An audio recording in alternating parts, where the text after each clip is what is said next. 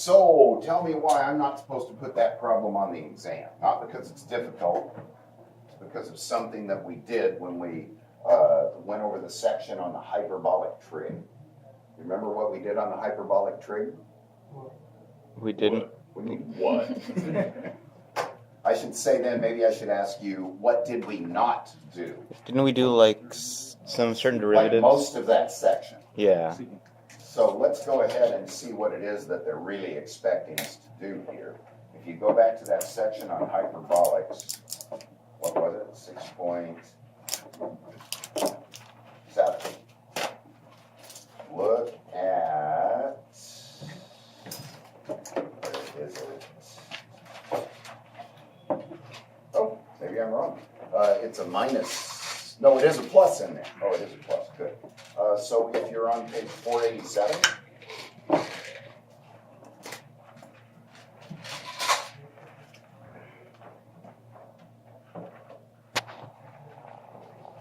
everybody looking at 487? Which formula is that?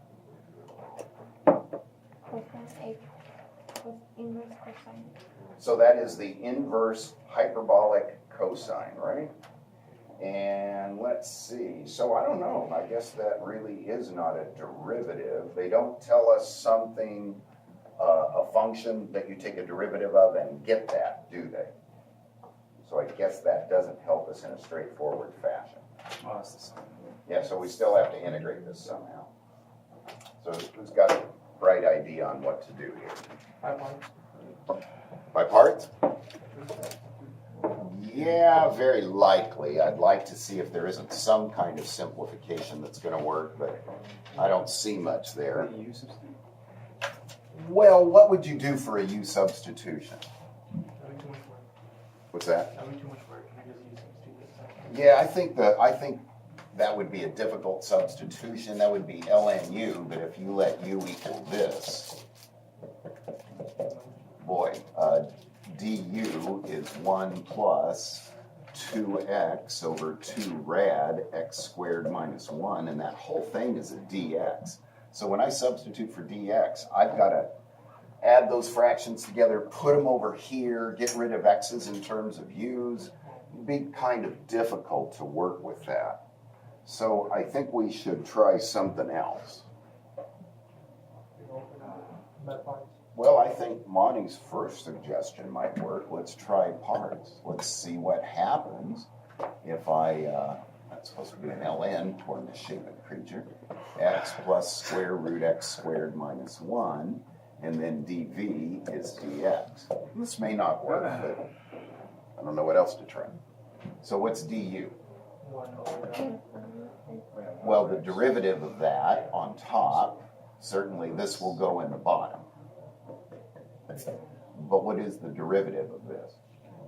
We wrote it out a minute ago, didn't we? 1 plus 2x over 2 rad x squared minus 1. And of course, there's a dx out here. V is just x. In order to simplify this, well, first of all, let's get rid of the 2's. And I'll multiply top and bottom by rad x squared minus 1. So du is rad x squared minus 1 plus x over, and I think I'll wait a moment before I distribute that, just in case once we do the substitution, something cancels for me. All right, so I don't know. U times v. U times v is going to be x ln x plus square root x squared minus 1. Minus. That's u times v minus the integral of v du.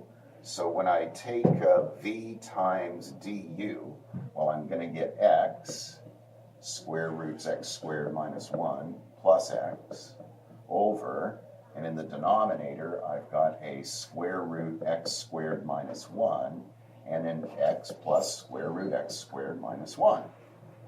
So that came out nice, didn't it? That was kind of what we were hoping for there. This junk now cancels. So I've got x ln x plus square root x squared minus 1 minus integral x dx over rad x squared minus 1. So it turned into a Calc 1 integral, didn't it? I really did not know what to do on that one. I had no idea if that technique was going to work, but I didn't know what else to do. And that's really how we do a lot of these problems on an exam, huh? You look at it, say, well, what can I do? And you go through a couple of options. Notice that wasn't the first option I tried. I did try just a straight U substitution, but that didn't look nice. Well, that didn't look nice at all either, did it? But when you put it together, and you have to go that far, it came out well. Now, how do I do this integral? U.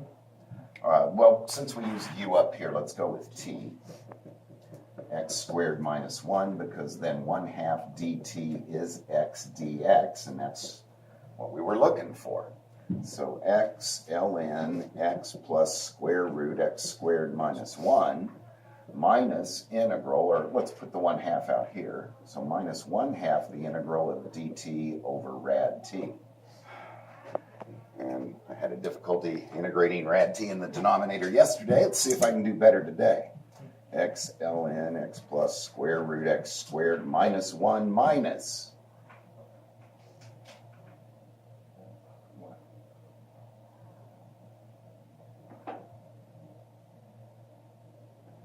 Okay, rad t. Guess you were waiting to see if I could do it. That's right, huh? Yeah? What's what it happened? Well, what's the derivative of rad t? 1 over 2 rad t. And now we back substitute for t and we're done. X ln, the quantity x plus square root x squared minus 1. What is t? T is x squared minus 1, so minus rad x squared minus 1, all plus an arbitrary constant. And wasn't that fun?